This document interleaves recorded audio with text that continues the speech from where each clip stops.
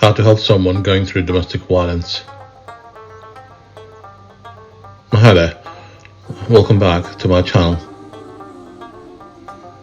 My name is Dr. Nachi Sinha, and this is another video of the domestic violence series. In other videos in this series, I've talked about domestic violence, its common signs, and how you can end it. In today's video, I will walk you through how you can help victims of domestic abuse.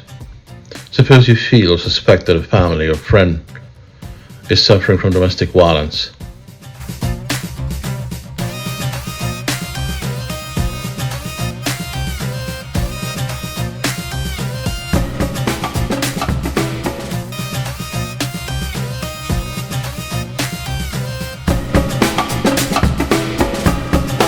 In that case, you must be able to reach out to them. It is understandable that you might feel awkward or intrusive asking them about their personal matters, but it shouldn't hold you back from helping them or reaching out to them. Domestic abuse victims suffer from physical pain and constant mental turmoil. They feel stressed, anxious, alone, and helpless. If you offer them your help and support, they might be able to quit an abusive relationship and make a fresh start in their lives. I am going to talk about some simple ways of helping domestic violence victims. Make time for the victims. The first way to help and support domestic violence victims is to make some time for them.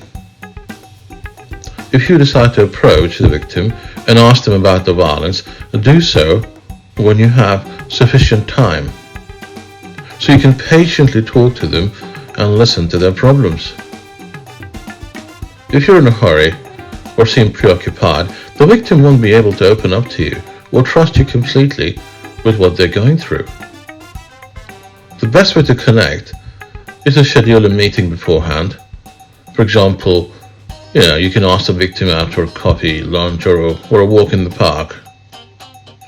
When you show the person that you are making time for them, this is the first step in them trusting you and sharing their problems. The second way to help domestic violence victims is encourage them to talk. Identifying domestic abuse victims is comparatively easier than emotional abuse victims. If you see the signs of domestic violence or even suspect it, then you should make attempts to break the ice and talk to the victim. Don't go to them directly and ask if they're being abused or not, but try to approach it, and start a conversation in a way that makes them comfortable. So you can start a conversation by saying, "Hey, you look a bit disturbed. Is everything all right? I noticed that your arm is bruised. Does it hurt? You look a bit withdrawn today. Are you going through something? How can I help?"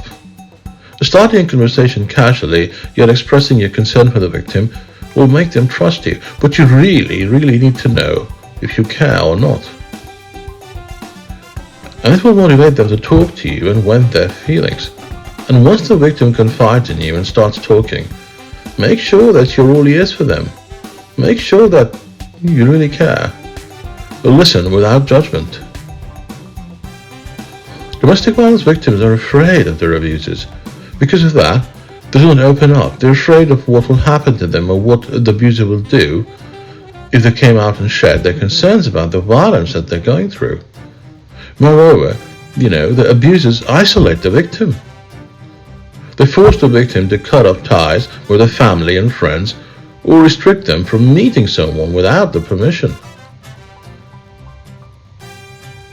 So when the victim is alone and with no one to turn to, it's understandable that they will feel hopeless and helpless, and this further pushes them into deep despair and depression. And when the victim comes out to you and talks about domestic violence, please understand it took them a lot of courage, and it's your responsibility to respect and listen to their story. And while the victim talks and expresses their fears and feelings, do not interrupt them. Try not to ask questions, give suggestions, or start sharing your own problems. Or else they won't express what they're going through or ask for your help. Moreover, you must be assure the victim that you will be discreet about what they tell you. It will allow the victim to be relaxed and comfortable and to open up to you. The fourth way to help domestic abuse victims is believe the victim. Domestic violence victims are trapped by their abusers. Their abuser makes them feel like no one will trust or help them. And that's why many victims keep things to themselves, because they have a deep-rooted fear that nobody would believe them. But when a victim chooses to share, don't give them a hint that you have doubts about the problem. It will make them feel uncomfortable and they won't talk about the problems again, let alone ask for help. And if you are on good terms with the abuser, never justify their violence or abuse to the victim. Because maybe for you, the abuser might be the nicest and the kindest soul on earth. But there may be a monster for the victim. Hence, never defend the abuser in front of the victim.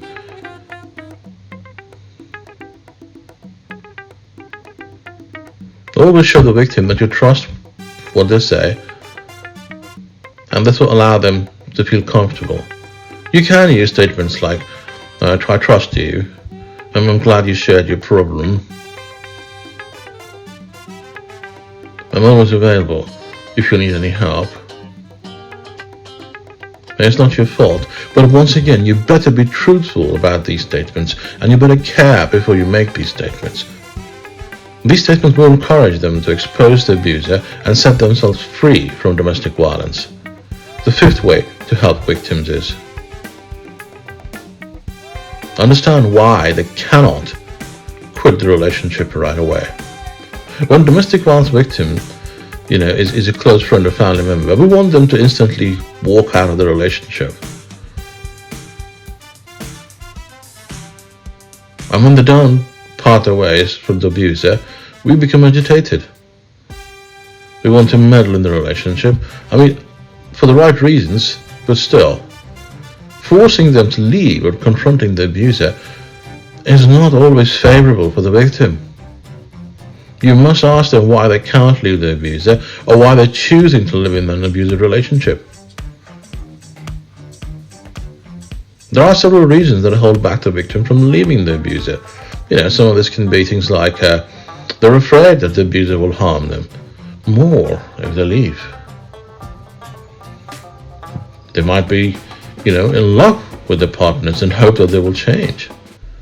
There could be a lack of family support for the victim. The victim could be financially dependent on the abuser. Or the victims stay in an abusive relationship because they have children. Understand these reasons and do not pressurize them to take immediate steps. It will stop them from sharing. What you can do to help is to help them create an exit plan. Consider their problems, think of a solution, and encourage the victim to exit the relationship. But don't pressurize. Help the victim devise a safety plan. You should help the victim make a safety plan if the violence gets severe or life-threatening. You can provide them with numbers of local police, shelters, organizations that rescue.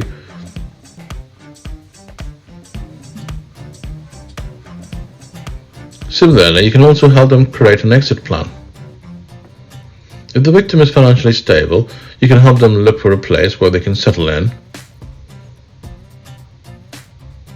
And if the victim is financially dependent on the abuser, you can help them find a job or connect them with people who can help them.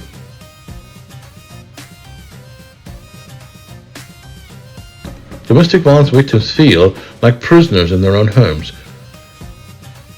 And the idea of planning to leave the relationship doesn't cross their mind.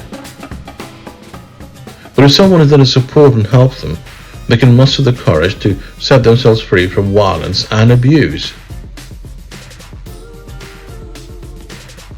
In this regard, another thing that can do is support the victim if they want to press legal charges against the abuser. Contact police. Once the victim leaves their abuser and wants to press legal charges, do not stop them.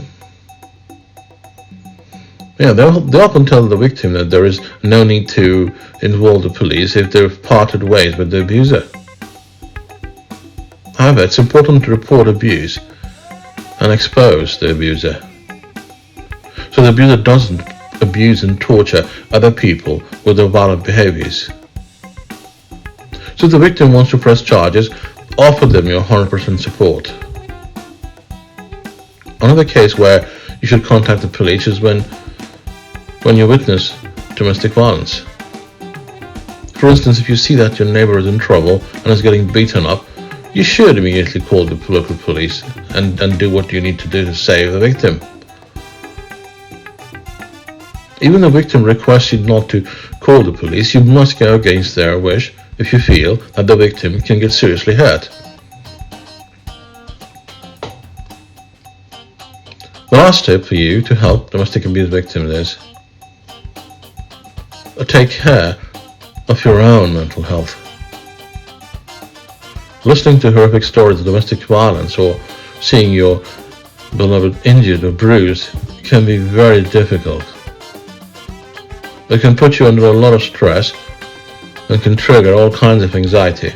You might even experience anger and rage for the abuser.